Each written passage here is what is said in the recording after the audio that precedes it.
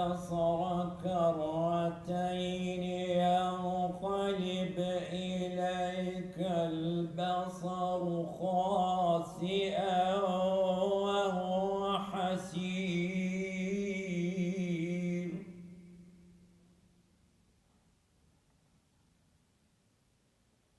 ولقد زينا السماء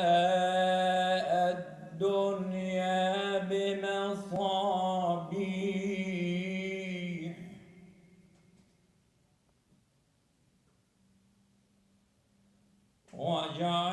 وجعلناها رجوما للشياطين وأعتدنا لهم عذاب السعير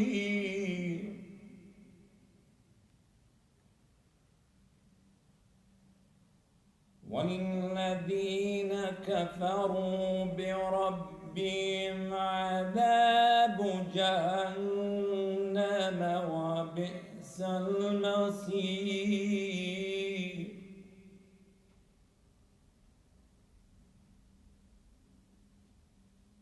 إذا ألقوا فيها سمعوا لها شهيقا وهي تفور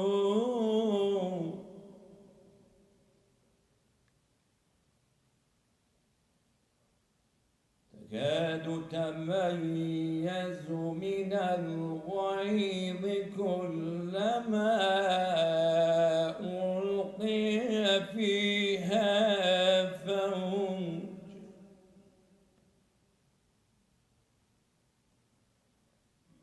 كلما ألقي فيها فوج سألهم خزنتها ألم يأتكم نذير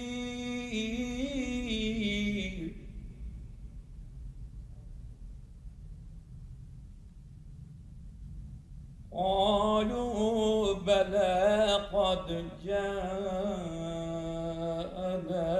نذير فكذبنا وقلنا ما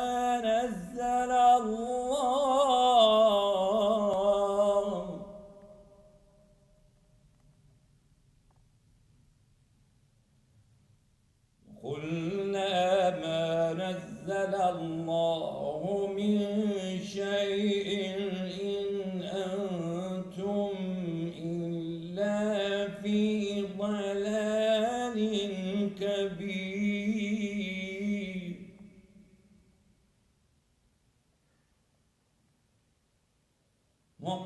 وقالوا لو كنا نسمع أو نعقل ما كنا في أصحاب السعير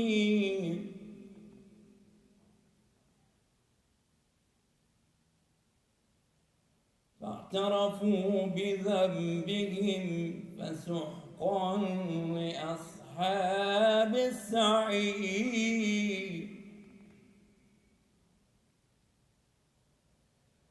إن الذين يخشون ربهم بالغيب لهم مغفرة وأجر كبير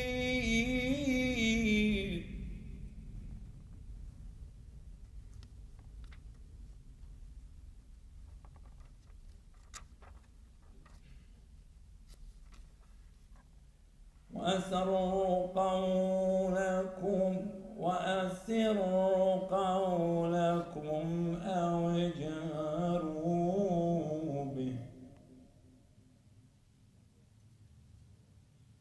إنه عليم بذات الصدور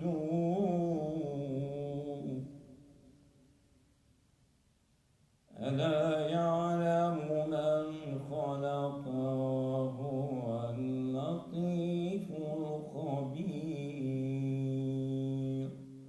صدق الله العظيم.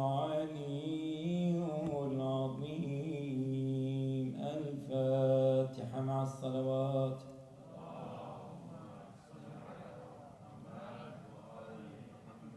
بسم الله الرحمن الرحيم. الحمد لله رب العالمين الرحمن الرحيم مالك يوم الدين. إياك نعبد وإياك نستعين. اهدنا الصراط المستقيم صراط الذين أنعمت عليهم غير المغضوب عليهم ولا الضالين. صدق الله العظيم. Please help me invite the Imam of the Center, Samahat al-Sayyid Mustafa Al-Qazwini, to the podium with the last salawat.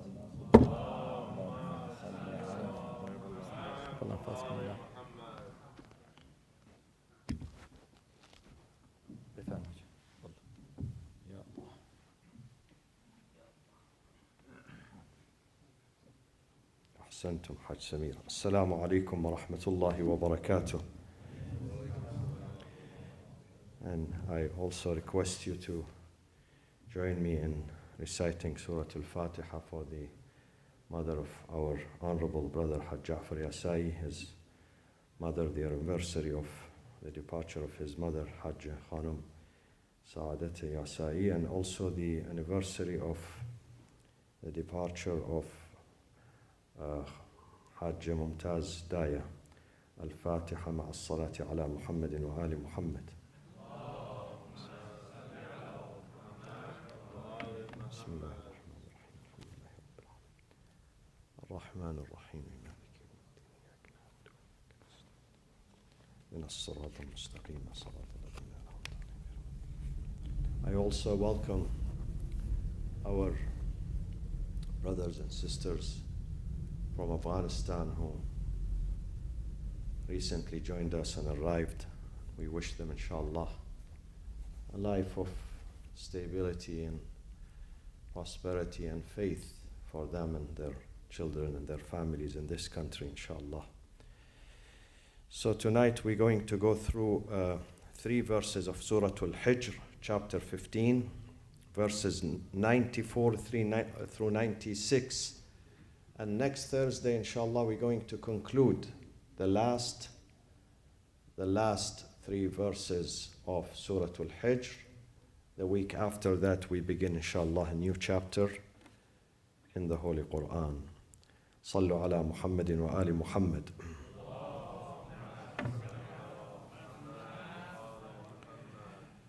Bismillah ar-Rahman ar-Rahim. Alhamdulillahi Rabbil Alameen. والصلاة والسلام على أنبياء الله جميعا وعلى سيدهم وخاتمهم حبيب إله العالمين أبي القاسم المصطفى محمد وعلى أهل بيته الطيبين الطاهرين المعصومين الذين أذهب الله عنهم الرجس وطهرهم تطهيرا.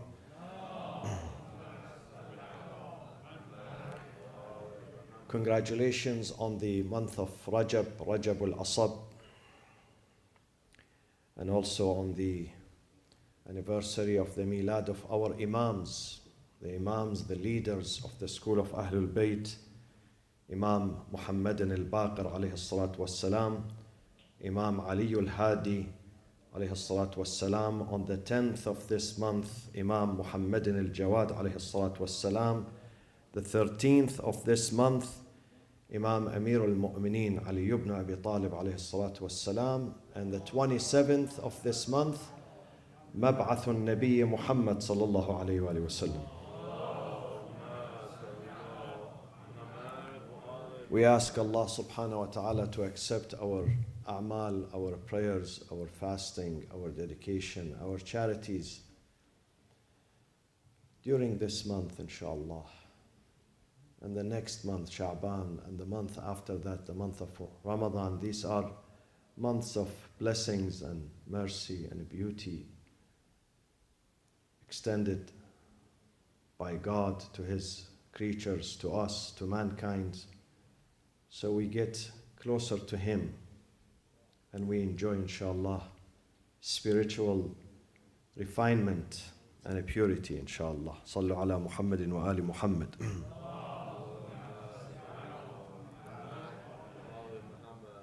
أعوذ بالله من الشيطان الرجيم. بسم الله الرحمن الرحيم. فاصدع بما تؤمر وأعرض عن المشركين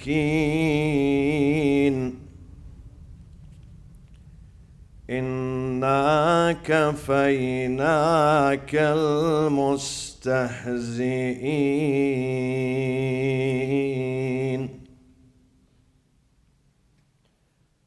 الذين يجعلون مع الله إلها آخر الذين يجعلون مع الله إلها آخر فسوف يعلمون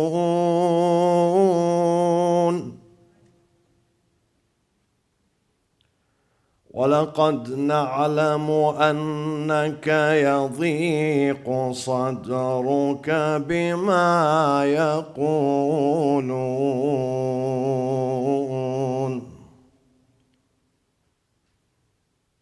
فسبح بحمد ربك وكن من الساجدين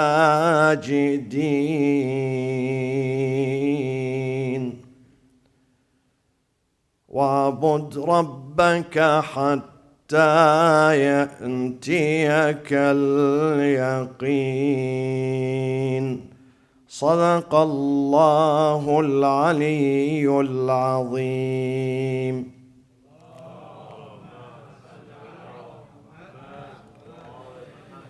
فاصدع بما تؤمر وأعرض عن المشركين. Proclaim. اصدع in Arabic is when you proclaim publicly, proclaim something, declare it in public. اصدع. The opposite of that is secret, to conceal. Why this verse came and what is the meaning of this verse? For the first 3 years of the beginning of this mission, the mission of Islam, the message of Islam, the Prophet had to work secretly underground. His mission was secret. Because Quraysh, who was mired with a pride and a prejudice, with racism. Quraysh is based on a class system, on caste system. Quraysh is raised on racism from day one. They were racist. They were worshipping their idols. Some of them knew those idols are useless. They knew, they had a brain. They knew this idol is only statue, cannot help himself, let alone the people. But they did not want to believe in God, because God has strict rules. First thing God is going to tell you is not to hurt yourself nor hurting others. And Quraysh could not take this one. An arrogant person who has a pride, who has vanity, who believes in racism, cannot accept this. Cannot accept someone coming to him and telling him, listen, this is an abuse. People are all equal. They could not accept that because they lived for many decades, rather centuries in idolatry, worshipping idols. And imagine when someone worships idols, what will happen to that person? What would an idol do for you other than making you more dumb and more racist and more narrow-minded? So they could not accept the message of the Prophet. And it was too dangerous for him. If he would go on the streets in public, they would murder him the first day. They would murder him. A person in Quraysh did not mind murdering his own neighbor, his own brother, for the smallest reasons. So the Prophet had to go underground. Ad-Da'wa Sirriya, the secret mission. During these first 3 years, only 2 people believed in him. A man, young man, very young, in his adolescence, Ali ibn Abi Talib alayhi salatu wassalam, and the wife of the Prophet, the wise, loyal, generous wife of the Prophet, Khadija bint Khuwaylid. Some historians say there were few others, maybe only a handful of others. After that, God said to the Prophet, now it's time for you, after these 3 years, to launch your mission publicly. فَاصْدَعْ بِمَا تُؤْمَرْ. Isda' means declare and proclaim what God has sent you for. فَاصْدَعْ بِمَا تُؤْمَرْ وَأَعْرِضْ, and turn away, ignore. Turn away from the idolaters. Don't pay attention to them. Don't pay attention to them, because they're going to harass you. They're going to be loud. They're going to be against you. They're going to mock you as they did. As they did. But you should focus on your work. You have to focus on your work. If you want to pay attention to your enemies, what they say about you, you are not going to be able to accomplish your mission. I remember a very beautiful story. A scholar wrote a book, and there is a beautiful story in that book. He says, I was, during my residency in my medical school, they assigned me to one of the villages in Egypt, remote villages, during my residency.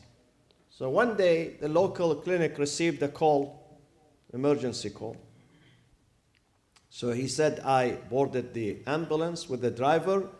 We were heading to the house where we received the call from it. The house was in the middle of the farms. At that time, there were no many cars. And when people saw cars, especially kids, what would they do with these cars? Huh? You remember from your childhood, what happens to these cars? Huh? Some of them, they run after the cars. Others are more generous. They throw stones. Yeah, I've seen this. Because this is something strange, invading their territory, their land.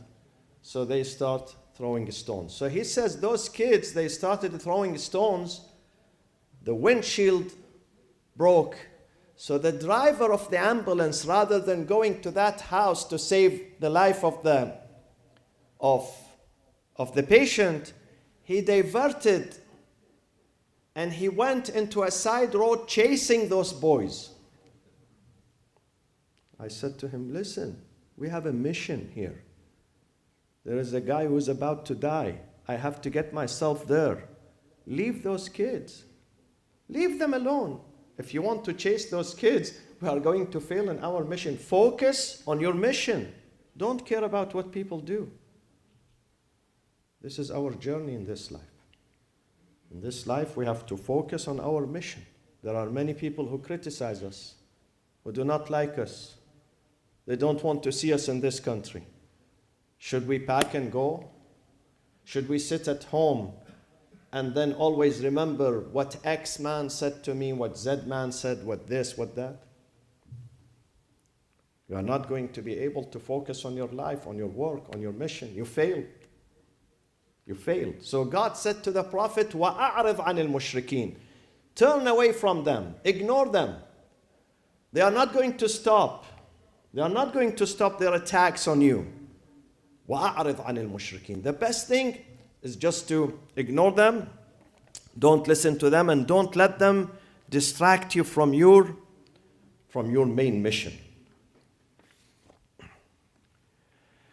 So, فَاصْدَعْ بِمَا تُؤْمَرْ. O Prophet Muhammad, فَاصْدَعْ. Go proclaim declare publicly your mission. After these 3 years of secrecy, now it's time that you go public.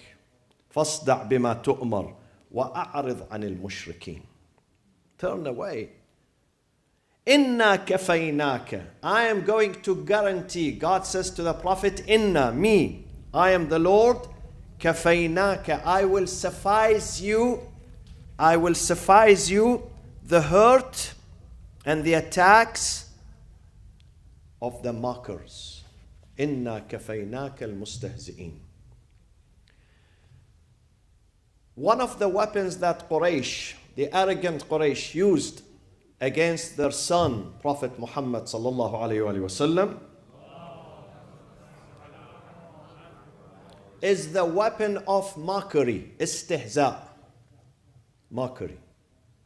And this weapon, my friends, is used by the people who are intellectually bankrupt. They cannot face you with their knowledge, with their logic. They have no logic, no mantiq. They are not rational.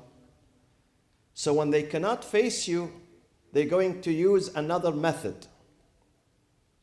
In their debate, in their discussion, in their confrontation, when they cannot use logic, they're going to use what? Something exactly opposite to logic. What is opposite to logic? Mockery, istihza. They're going to put you down. They're going to call you names. Because if they have logic, they don't have to call you names.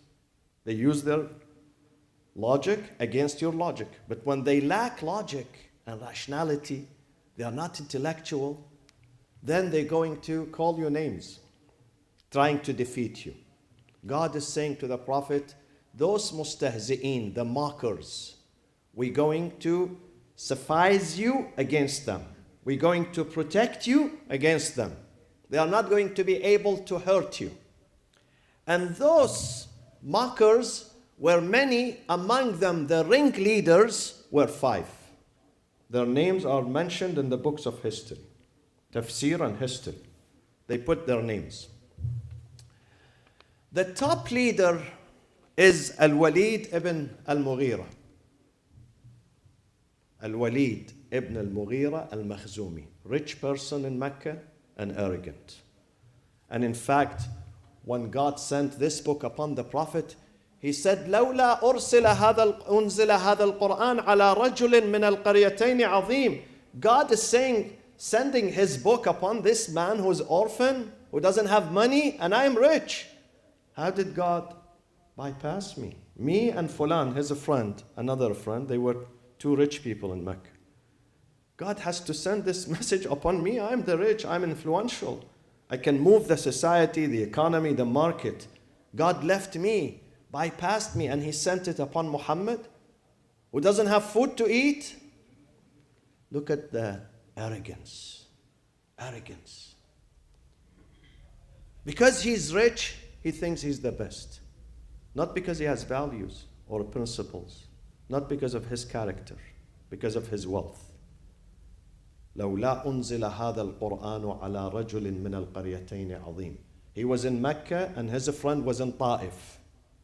Mecca and Ta'if, there is about 100 kilometers between them. 2 villages, Mecca and Ta'if. He said, why?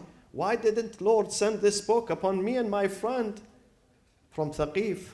We could have done a better job because we are rich. So this man, Al-Walid ibn Al-Mughira, was very arrogant. Though he came to the Prophet and he listened to the Quran, and he was also moved by the Quran, and he went back home that night, he could not sleep because he heard something very different. He realized that the wording of the Quran, they are not Prophet Muhammad's work. This is a different work. Prophet Muhammad cannot bring this book from himself. He woke up in the morning. Quraysh realized that this guy is drifting away. So they sent to him Abu Jahl. Abu Jahl was killed in the battle of Badr. You know what was his real name, Abu Jahl? Abu Jahl's name was Abu al-Hakam. Hakam or Al-Hikam, wisdom. But the Muslims changed his name from wisdom to ignorance. He doesn't deserve that title. So Abu Jahl went to him and he said to him, what happened to you? You are not joining our club anymore. You didn't show up last night. He said, yes. The truth of the matter, I went to Muhammad and I heard him reciting something different, something that touched my heart. It cannot be the work of this Muhammad, this man. Abu Jahl, and this is the influence of bad friends. See the influence of bad friends? Abu Jahl said to him, come on. Are you crazy? Muhammad has misled you by only reciting a couple of verses. He misled you? Come back to us. You are a great man. Don't let this poor guy, this orphan, Muhammad mislead you. You have a position, high position in your tribe in Mecca. They respect you. Go back to your senses. He did not allow him to follow the Prophet. Al-Walid ibn al-Mughira, rather than submitting to God and the Prophet and following the truth, following justice, following reason, again, the arrogance overtook him. Arrogance overtook him. And then he started to be one of the main mockers of the Prophet. This is number one. And unfortunately, this man is the father of Khalid ibn al-Walid. He had several children, among them Khalid ibn al-Walid, who was the main reason that Muslims were defeated in the Battle of Uhud. In the first round, Muslims were making their way, making a progress, but Khalid ibn al-Walid, the son of this man, Al-Walid ibn al-Mughira, his father died. Ultimately, his father died before the Battle of Badr. His son Khalid was the reason why Muslims were defeated in the Battle of Badr. And Khalid was one of the strongest opponents of Amir al-Mu'mineen Ali ibn Abi Talib. In the coup d'etat of Saqifa, Khalid with his army stood next to Abu Bakr against the family of the Prophet, against the will of the Prophet, against Amir al-Mu'mineen, against Fatima al-Zahra alayhi salam. These are tests. Some people pass, some people fail. And we go through these tests every day. We go through these tests. We have to be careful. When we go through a test, we should look forward. We should look to the akhirah, not the dunya. So God said to the Prophet, I will take care of those mockers. Don't worry about them. And how did God take care of them? All those five, Al-Walid ibn Mughira, Al-As ibn Wa'il al-Sahmi. As ibn Wa'il was the one who stood at the gate of Masjid al-Haram in Mecca when the Prophet lost his son. When a person loses a son, it's not easy. Young son, young boy. People have to give condolences to him, say we are sorry, sympathize with him. This man, when he saw the Prophet coming to the mosque, he said, لَقَدْ جَاءَكُمُ الْأَبْتَرُ, with relief, with sense of joy. He said, now Muhammad came who has no posterity, no children anymore. So once Muhammad dies, his message is going to die. He was the reason God sent Al-Kawthar. إِنَّا أَعْطَيْنَاكَ الْكَوْثَرَ. The Prophet was heartbroken. Was heartbroken when he heard the sentence. He's a human being. He has just lost his son. God said to him, Muhammad, don't worry. We will give you an abundance of children, an abundance of goodness. إِنَّا أَعْطَيْنَاكَ الْكَوْثَرَ فَصَلِّ لِرَبِّكَ وَانْحَرْ إِنَّ شَانِئَكَ هُوَ الْأَبْتَرُ. So those, God says to the Prophet, إِنَّا كَفَيْنَاكَ الْمُسْتَهْزِئِينَ. Truly we shall suffice you against those mockers who are mocking you. And definitely God takes the Prophet under his wing.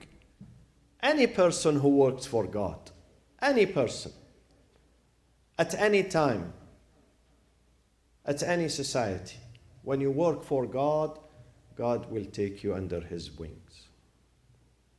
God is going to protect you.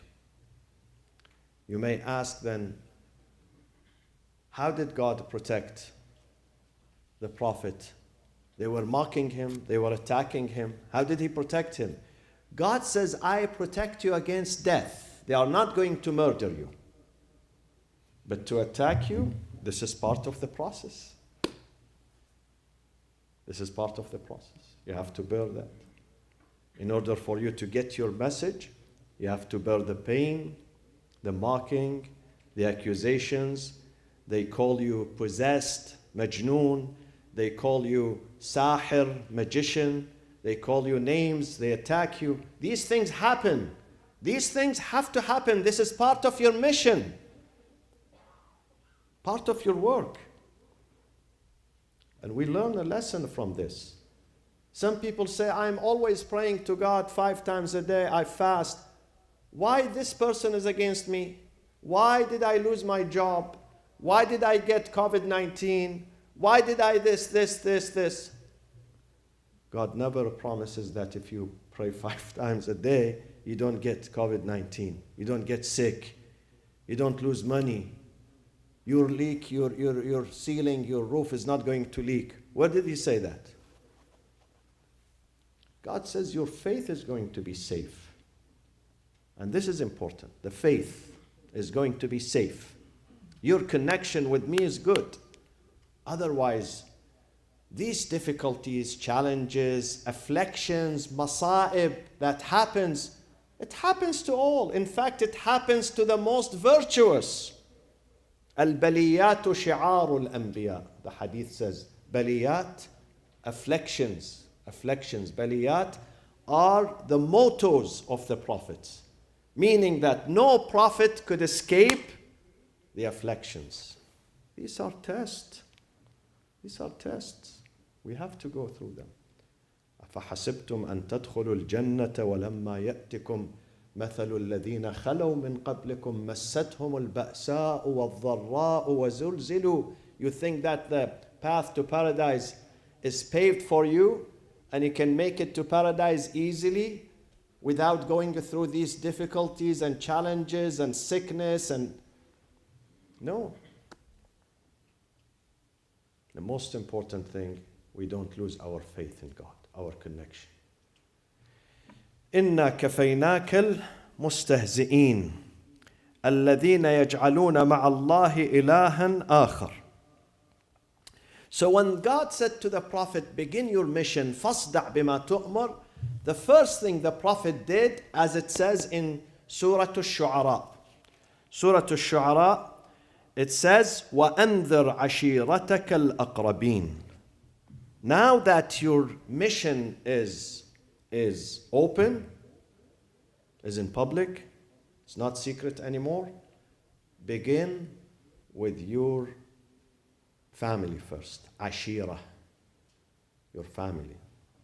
The Prophet gathered the family of Abdul Muttalib.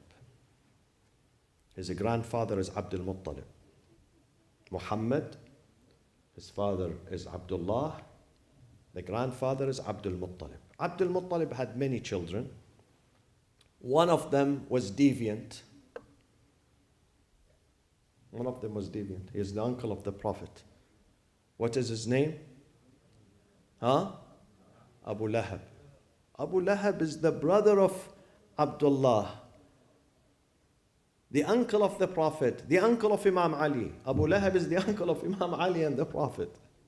But he chose to go in a different direction. What can you do? This tells you that biology plays a role. The DNA plays a role, but not the entire role. Sometimes the father is virtuous, the daughter, the son goes into another path. Sometimes it's the opposite. The father is not virtuous, but the son is different. The son is refined. We see this all the times. So the Prophet gathered his family, the extended family, 40 men. He made food, him and Imam Ali alayhi salam. Imam Ali was 13. He helped the Prophet in making walima, food, for those 40 men. And here God said to him, وَأَنذِرْ, first begin warning your family before you go to the outsiders. Invite your family first. So the Prophet said to them, I am the messenger of God. God has sent me with revelation. The story is mentioned in the books of history and tafsir and other books. فَأَيُّكُمْ, who is willing among you عَلَىٰ أَنْ يُعَازِرُنِي, to stand with me, to help me in this mission? None of them said anything. This is not an easy undertaking. To help him goes against the society. It's like now I stand here and I say, oh, people of this masjid, who is going to help me carrying arm against the mayor of Irvine? Nobody is going to answer. People want to go home safe and be safe with their families. So nobody answered the Prophet. Imam Ali said, Ana ya Rasulallah. I believe, truly believe you are the messenger of God. You are the messenger of God. I have no doubt about that. Everything you say is the truth. And you are calling for truth and justice in this society. I am willing to give my life. The Prophet said to him, Ali, sit down. He mentioned this second time. Nobody answered him. He mentioned this call the third time. Every time Ali stands. The third time the Prophet holds the hand of Ali and he says then, and this ibara, amazing my friends, you must read it. You don't believe me until you read it yourself in Sunni books. This sentence has been mentioned in many books. Some of them, they mention the whole sentence. They say, the Prophet holds the hand of Imam Ali. This is not the Ghadir hand. This is not the Ghadir. Don't get confused between these two events. This is 20 years before the Ghadir. This happened in Mecca. The Ghadir happened at the end of the life of the Prophet, 70 days before his death. This is 3 years into the mission of Islam. In Mecca, the Prophet said, then